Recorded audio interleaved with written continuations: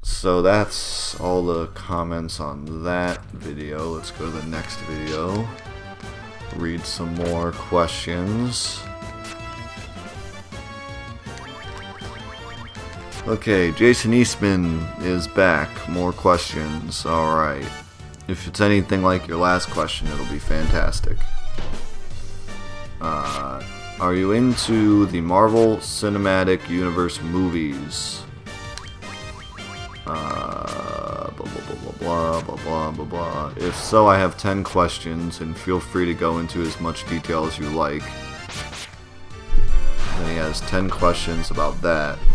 And then he says, I will do 10 questions regarding Final Fantasy, just in case you are not into it. Blah, blah, blah. Okay, so you went from asking me what is a question to having a long, elaborate list of 20 questions. Okay, well, I'm not much into the Marvel universe. My buddies are into it way more than I am. I've only really seen a couple of the movies, and to be honest, I'm really bad with superheroes. Like I don't even know the difference between Marvel and like the other. Like I don't know what superhero belongs to what universe. I mean, I'm not a superhero guy, so I'm at least I'm not one of those guys that's like, yeah, I like superheroes, and then you're like, oh, well, what superheroes do you like? And they're like, Superman. Like, okay, I know that there's like tons of superheroes and that there's the comics and all that stuff, so I don't pretend to be into them just because I've seen a Batman movie. I have seen some of the more mainstream stuff like Iron Man and Batman and stuff, but like I'm looking at his list right here of Marvel movies. Iron Man 1, 2, and 3, I only saw the first one and part of the second one, which the second one sucked. Captain America, I haven't seen it. Thor, I haven't seen it. Incredible Hulk, I've seen like the old ones. Guardians of the Galaxy, I haven't seen it. Ant-Man, haven't seen it. The Avengers, I saw the first one. TV shows like Daredevil, haven't seen it. Agents of S.H.I.E.L.D., haven't seen it. Agent Carter, haven't seen it. So, yeah. I don't think I'm going to be able to answer very many of these questions, but what the hell, I'll go for it. Let's see. Number 1, what is your favorite Marvel Cinematic Universe movie so far? Seeing as though I only saw like 2 of those, I guess I'll go with Avengers, first one. That was a good movie. I didn't really like Iron Man as much. 2, who is your favorite character introduced in the Marvel Cinematic Universe? Well, I guess I could answer this even though I haven't seen the movies because I know who they are. I guess, I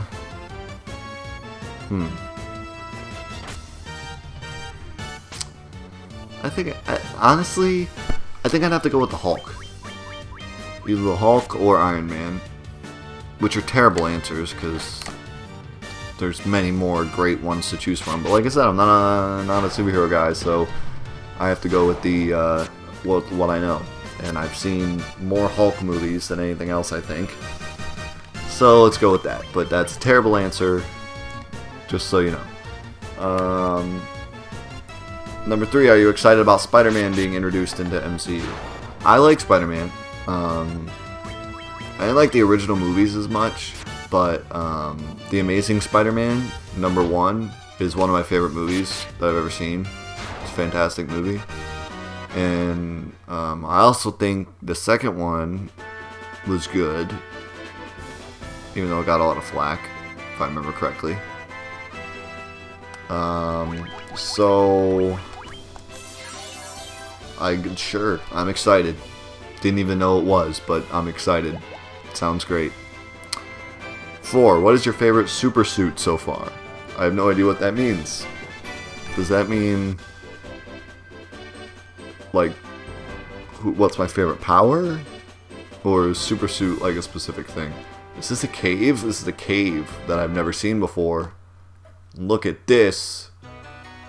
Matoya's cave. Wait, I read about this. Someone commented about this. They said it was like a tutorial. So this, I was probably supposed to go here like a million years ago. Is that a moving broom? Flip her over. Flip, flip. Elcric Trats. Alright. That's cool. Thanks. Appreciate that. These brooms look like they're from Mickey Mouse. Thump. Ow.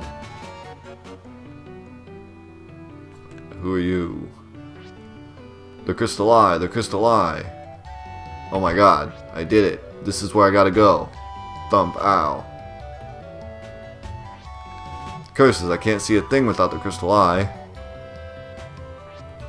Who on earth stole it away from me? I have it! I have the Crystal Eye. Is that the Crystal Eye? Give it to me.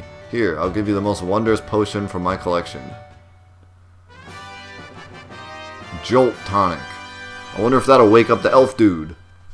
I bet you it will. Ah, now I can see everything. Now get out of here. I have nothing else for you. Well, that was no help. Okay. Do all these things just talk gibberish? What's in here? Anything? Ooh, there's some chests. Potion! Potion! Antidote. So I thought this was supposed to be like a tutorial, but I'm not getting any kind of help from this. Maybe I was supposed to talk to her before I got the Crystal Eye? I don't know. I don't know. I'm not even so sure that's a woman. It might be a man. But okay, we got somewhere, guys. We did it. We did things. I'm so excited. Okay, so now we gotta go to the elf. And I think this elf will, or this potion will wake him up. And then who knows? But we're doing things. Okay, back to the question. Super suit. Don't know what that means. Not gonna answer it because I don't know what it means and I don't want to look like an idiot. Number 5. What is your favorite villain from the movies?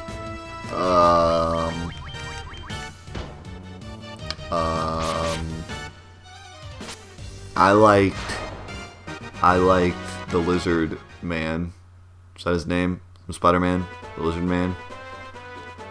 Is that his name? I think that's his name. I think it is. From The Amazing Spider-Man. He was cool. He was cool.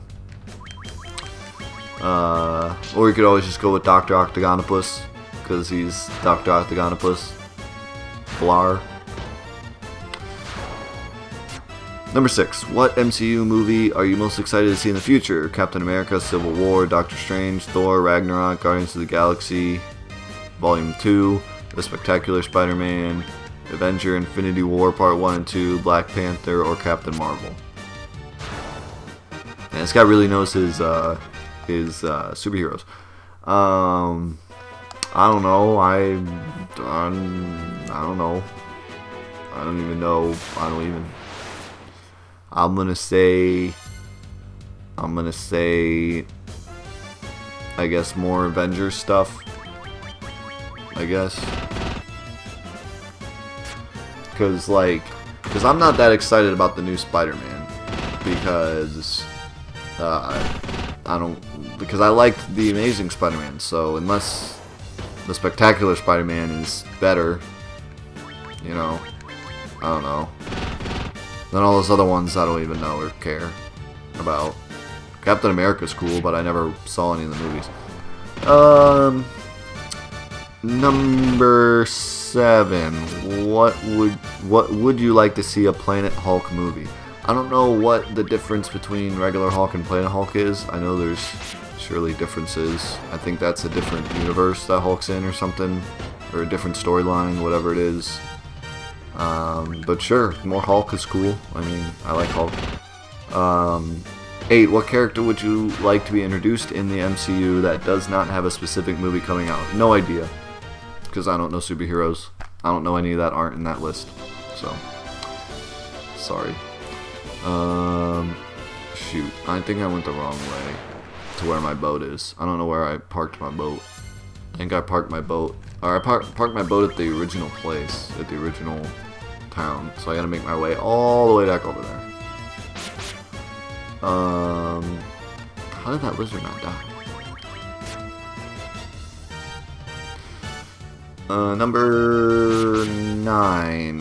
Whose side are you on during the Civil War conflict? Captain America or Iron Man?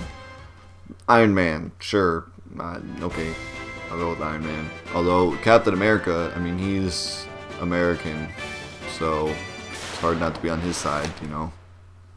He's Captain America. He's like justice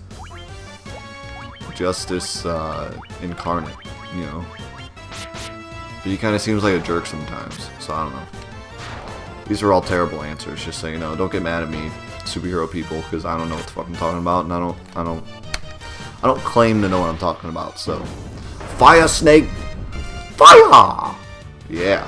How did that wolf not die? Oh, because it's a warg wolf. It's a special kind of wolf. A warg wolf. Alright, I need to heal my shit.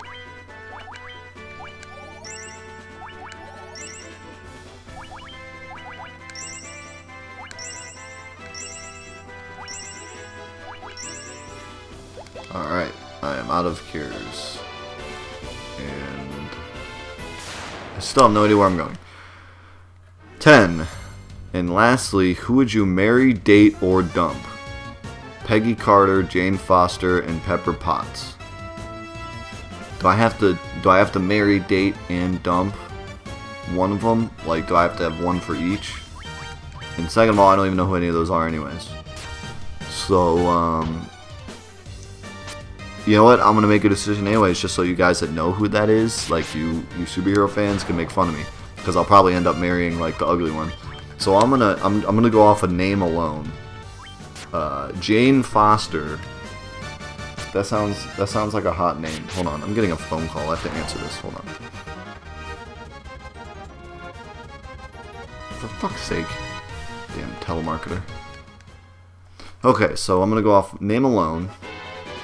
Jane Foster sounds hot, so I'm gonna marry her. And then I gotta date Peggy Carter or Pepper Potts. Pepper Potts sounds terrible. That's like an awful name. So I'm gonna dump her and I'm gonna date Peggy Carter. So there you go. Make fun of me because they're probably all ugly or something. Okay, so now 10 questions on Final Fantasy. I should be much more able to answer these ones. Number 1, favorite Final Fantasy character ever, Yuna. I already said that. Number 2, favorite ultimate weapon. Favorite ultimate weapon.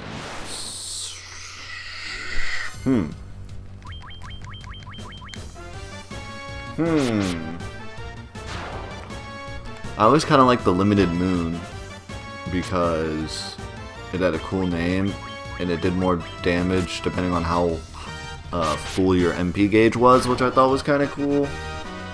I also liked the Ultima weapon that Cloud gets because of how it's how it renders itself. Like when it gets thinner and more see-through, the less life you have, and therefore it does more or less damage. So that was always kind of cool. Let's go out of Final Fantasy VII though. What other ultimate weapons are there? There's the Final Fantasy X ultimate weapons, and some of those are cool. Titus's is cool. I forget how to pronounce it. It's like Kalad Bolg or something like that. But that thing was cool. I also really liked Lulu's ultimate weapon. All of her weapons were cool, man. Just the stuffed animals, that was like one of the coolest things. I really liked all the Final Fantasy X ultimate weapons in general because they were designed really cool. If I'm allowed to go out of Final Fantasy, which I don't think I am because it says 10 questions regarding Final Fantasy, But if I was, I would have to pick the ultimate weapon from Kingdom Hearts 2. Because that thing was amazing. That thing was so cool looking. You dual wield that thing in Oblivion, and you're just like the coolest motherfucker who ever walked around in giant shoes. I have to pick though. I gotta pick one. So I guess maybe I'll say the Collad Bulg or whatever it was, because that thing just looked really cool. It looked really neat. Favorite story climax / conclusion.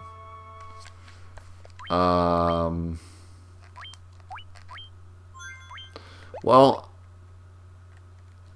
you know what I just realized? I never talked about the other Final Fantasies on my favorites list. I talked about 7 and 10, but then I stopped there. So let me put these questions on hold for a second and go back to that, because that reminded me of it, because he said favorite story climax or conclusion of a game, and the reason that I put Final Fantasy IX next on my list, I had it Final Fantasy 7, Final Fantasy 10, Final Fantasy 9. Is because the ending of Final Fantasy IX I thought was amazing. It was like super duper cool. Like, not the final boss, because I thought the final boss kind of came out of nowhere and it was weird. But the thing you learn about Zidane at the end of the game was so cool. Like, it just blew my mind when I was a kid, and even when I played it later as an adult. So that's why I put 9 there. And then what? Now I haven't talked about it in a while, so I forget. I forget my order. 7, 10, 9. I think I put 12 next. 12 was a lot of people don't like that game, but I loved 12. The only thing that broke 12 for me was the quickenings. That ruined the game because they were too powerful, and you could just blow up any boss easily with it. What cave is this? Is this the Goblin Cave or yeah, whatever these guys are.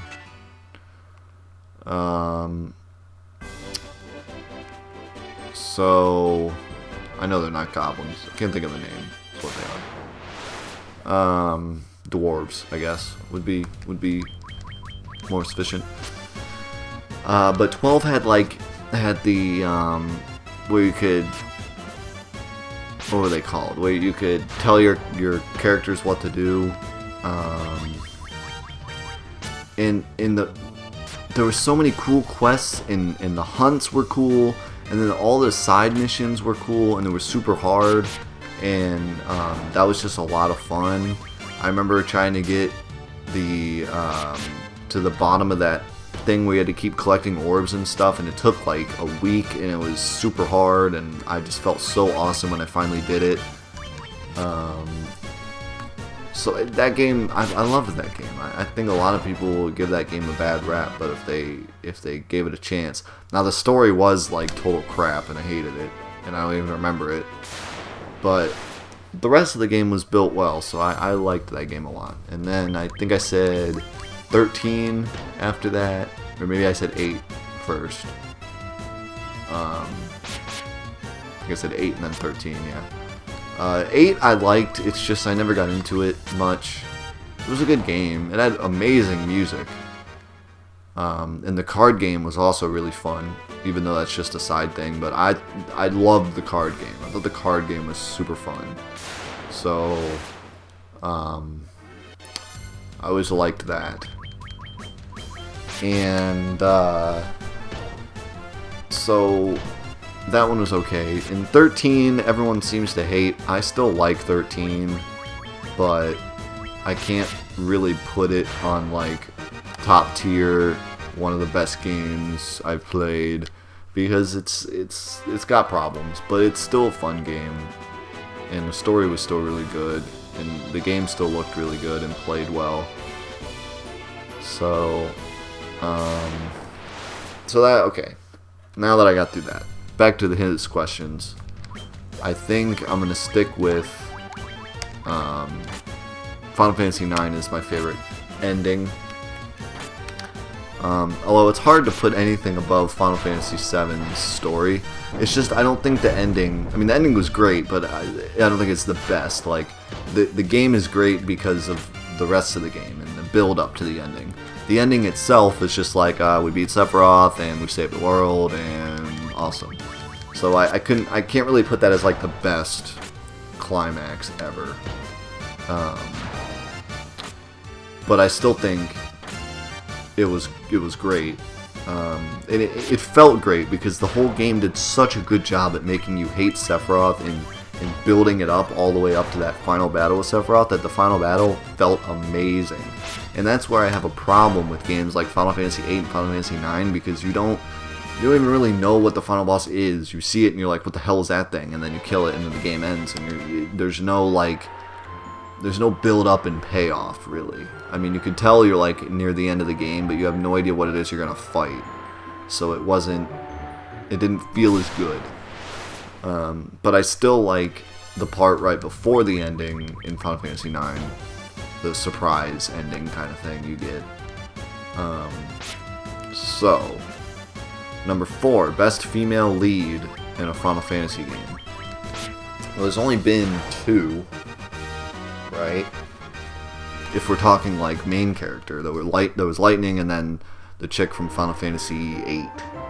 Or 8, why did I say 8? 6. Or 4. I always get 4 and 6 mixed up, but 6, yeah.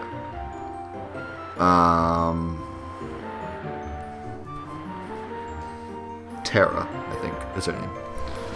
So, but if we're just talking like in the party females,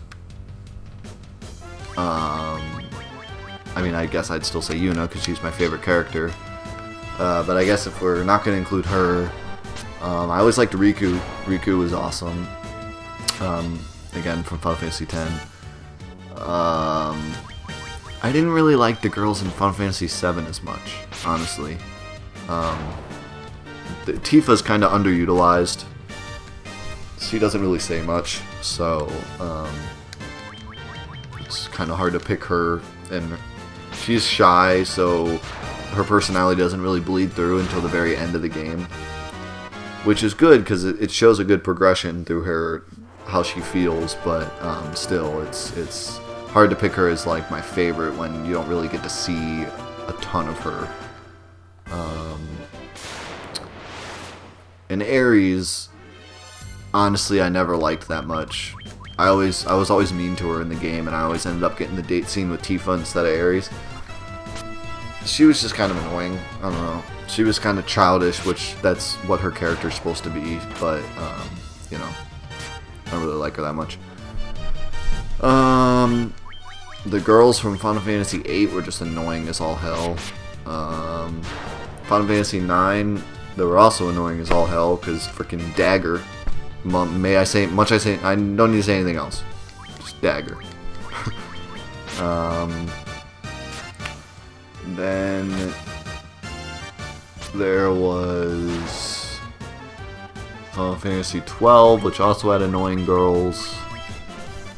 Really, I feel like Final Fantasy X was one of the only ones that had girls that were freaking...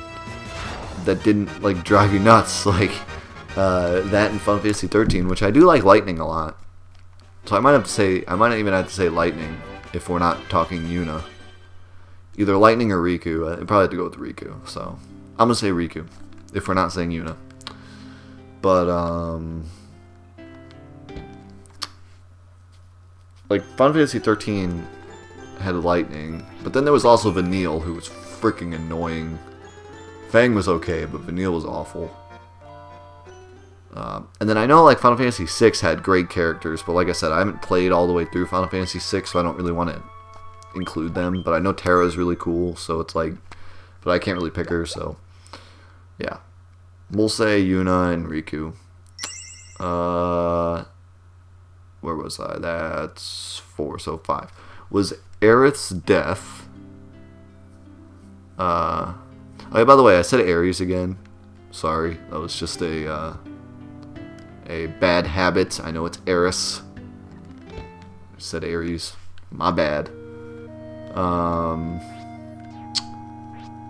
yeah, right. I don't need to go to church. Okay, hold on. I'm gonna put the question on hold because I am about to go give this magic. Oh no, wait. It's not in here. I have to go out of here. I have to go to the castle. The magical castle of magicalness. Hopefully this works. Because if it doesn't, I have no idea where this potion goes.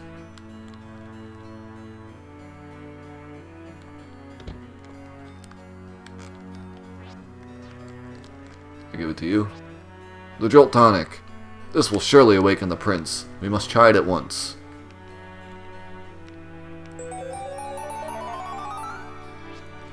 Your Highness. He is awake. Oh, it seemed as if I was caught in a never-ending dream. Am I still dreaming, or do I see the legendary warriors? It is not a dream. Then the time has come to pass the mystic key to its rightful master, as foretold by legend. I got the mystic key! I'm excited. So many things. So many things I must open with this. Why are you still in bed, bro? I am awake and strong again. My thanks to you, Crystal Warriors. Huh. Alright. So, I have the Mystic Key, which means I have like 87,000 different things to open with this key. Because every damn door I tried to open this whole game was locked by the Mystic Key. Also, the story in this game is pretty... Ooh, look at this. Mithril Hammer. 400 gil. 330 gil. Bronze gloves. We gotta check this shit out. We gotta check this shit out. Oh, that thing kinda sucks. How about...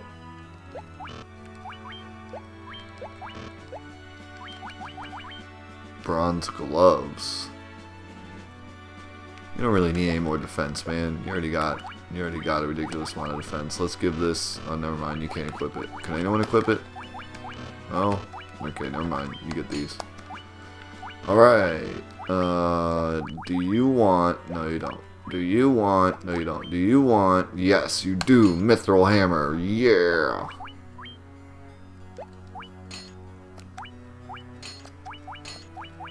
Alright. Okay, so, is there anything else to open here? I don't think so. Okay, so where do we go first? Because there's like things everywhere to open with this Mystic Key. I kind of want to go back to that cave and go all the way to the south and see what was in those things. Because I'm already close to there. So maybe I'll do that. I just gotta hope I don't die, because it's very possible. Because that cave is evil and mean. So the story in this game is basically like, go here, give this person that, get that, go here, get this, give that, get this, give that. like it reminds me of some like old NES game where you just go and carry things to one spot to the other. Okay, so I was in the middle of reading this question. Was Aerith's death the most pivotal moment in the Final Fantasy franchise? If not, then what is? And your reason, if it is Aerith's death, then what is the runner-up? I guess it depends on what you mean by pivotal. Like, for the franchise, maybe. I think just Final Fantasy VII in general, because it was the one that made everyone turn their head and go, wow, Final Fantasy, you know? Like, all the missing sequels and stuff in Japan, they didn't really know how well it was going to do over here. And then they brought Final Fantasy VII over, and ever since then, it's been a worldwide phenomenon. You know, I mean, it was groundbreaking. It broke a lot of records. It had a lot of things in it that were never seen before. The FMVs and stuff. It's not like a story. It's not like a story that had that. Like, it's not like it was the first in-depth story. Like, Final Fantasy 4 or Final Fantasy 6, which came out here as 3, had just as an in-depth story, you know. Or maybe, I mean, I guess that's arguable, but it had an in-depth story as well. So, and there were a lot of other RPGs out at the time that had great stories. So, it wasn't as much as the story. I think it was just the overall presentation of Final Fantasy VII that really caught people's eye and was like, wow, this Final Fantasy thing is nuts. And a lot of people started creating RPGs for the PS1, trying to emulate what Final Fantasy VII had done. Aerith's death is a huge moment in gaming in general, and if you go online and look at like lists of like the top 5 most important moments in gaming, a lot of people put Aerith's death at like number 1 or 2, and I would agree with that it changed a lot of people's perspective and stuff. But then there's another part of me that says, like, because a lot of people were like, oh my god, it was the first time that someone had died in a video game, and it's like, not even close. Like, not even close. I mean, not even in it wasn't even the first time in Final Fantasy, because Final Fantasy 4, everyone dies. Like, everyone freaking dies in that game. I think it is 4 or 6. Like I said, I always get them confused, but I think it was 4. Almost positive it was 4. Where like almost everyone freaking dies, and they give a monologue before they die, and it's like, and they were all main characters. It's not like Aeris was the first main character to die in a game. You know, like